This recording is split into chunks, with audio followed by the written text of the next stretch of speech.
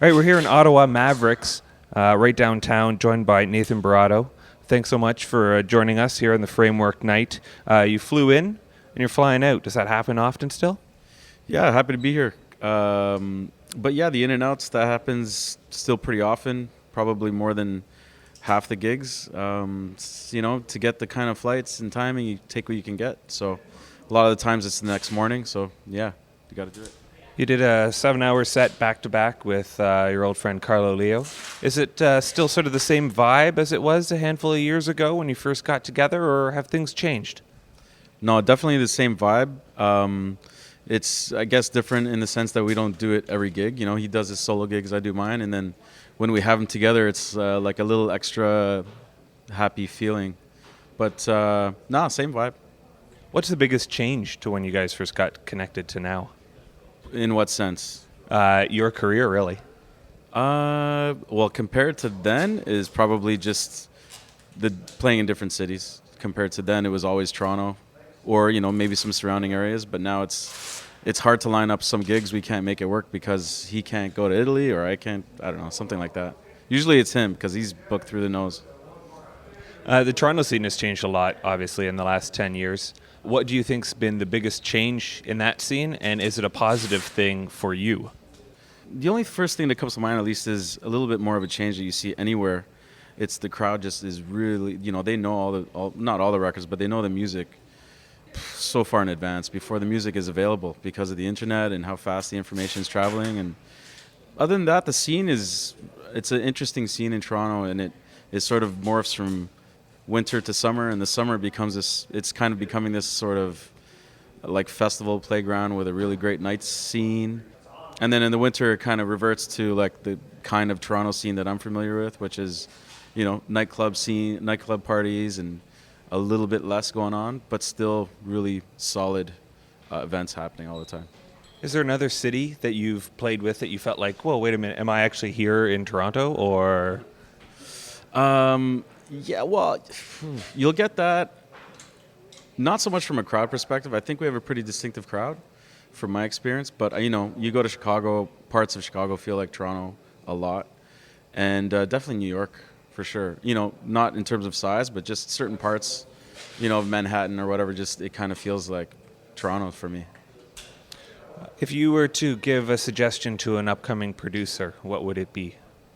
Probably the first thing is decide if you truly want to do it long term. If you really want to do it long term, then develop your own sound. I mean, you should always develop your own sound, but just don't give up on your sound. If you like it, someone else will like it too. And just don't give up. Have fun with it. Don't stop. Is there a little trick to your own productions that you always sort of fall back to, or find that that's what really makes that Barato sound? No, not really. It's funny with me because I keep trying to do all these different things, and then it ends up kind of sounding almost the same in a way. But I find myself working with audio all the time because I'm familiar with it, and I'm trying to kind of break away from that to just sort of, I don't know, I'm hungry for new things. I always want to keep learning and changing, but I find myself quickly going back to audio when I get frustrated with, that session I'm on not going quick enough. So I guess in a sense, yeah, audio. If you could step out from your traditional sound and there's something on the side that you had a chance to, play with, nobody had to know who you were that night, would you play another sound, and what would it be? Yeah, well, I used to play, when I first started out, I was playing like hip-hop, rock, slow music, house. We even did Euro for a little while. Guilty, well, not even pleasure, but I had to play it. I was playing high school parties and neighborhood parties, so you have to kind of play for everyone. It was a different time, but if I were to do something like that now, I probably would, first choice would be like a hip-hop set. More familiar with that. It's more of what I listen to outside of house and techno, I think. Do you still get a chance to hang out with friends in a small little setting and a little house party here and there? Yeah, you know what? Pretty often. I mean, I miss out on a lot of stuff, but, we all went to a concert the other night, and then I went to another concert, and I kind of see my friends a pretty healthy amount, so I can't complain. There are blocks of the year where I'm kind of, I think, gone a lot. I make up for it, I think, in the winter, pretty much.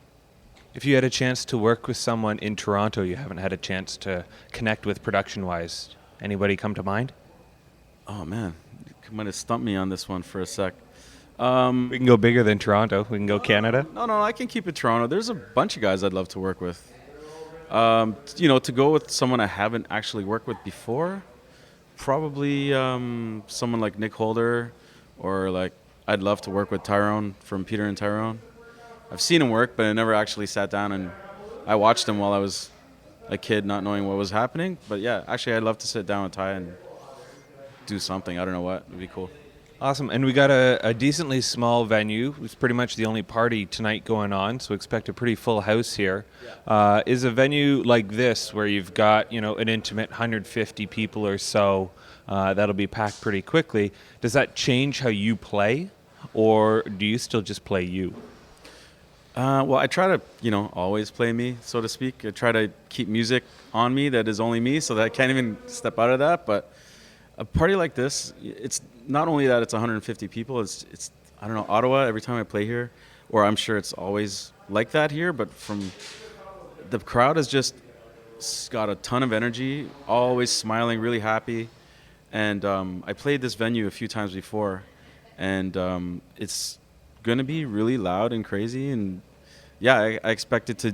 I'm just gonna feed off what they bring, and then I'll give them the energy back. They'll bring it back to me. It'll be like that. It's perfect.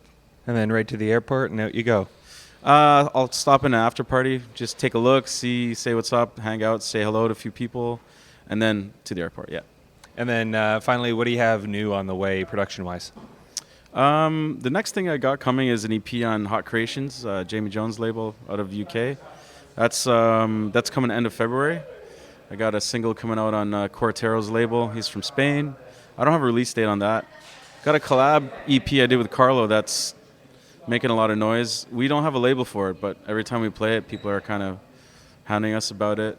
And I'm working on a ton of other stuff. Just always keep working, Thank you so much for your time. Have a great set tonight. Anytime. Thanks a lot. Hey, this is Nathan Barato. You're listening to Amplified Radio. I'll do it again. Hey, this is Nathan Barato. You're listening to Amplified Radio Presents.